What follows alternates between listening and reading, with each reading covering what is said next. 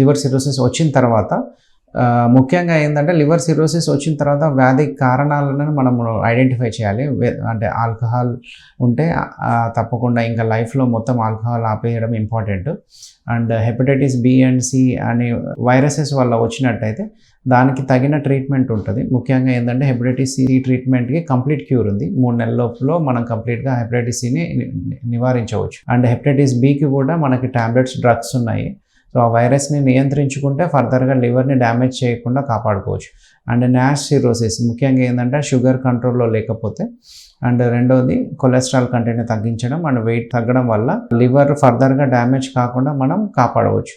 ఒకవేళ పేషెంట్కి కడుపులో నీరు రావడము, కాళ్ళవాపు రావడం స్టార్ట్ అయినట్టయితే వాళ్ళకి ముఖ్యంగా సాల్ట్ రెస్ట్రిక్షన్, ఉప్పుని 2 చెంచాల కంటే ఎక్కువ వాడొద్దని చెప్తాం ఒకవేళ లివర్ సిరోసిస్ వచ్చి కడుపులో నీరు ఫామ్ అయిన వాళ్ళకి. అండ్ ప్రోటీన్ ఇంటేక్ పెంచమని చెప్తాను. ముఖ్యంగా వెజ్ ప్రోటీన్ని ఎక్కువ తీసుకోవడం వల్ల ఈ కాళ్ళ వాపు రాకుండా మనం ప్రివెంట్ చేయొచ్చు అని చెప్పొచ్చు.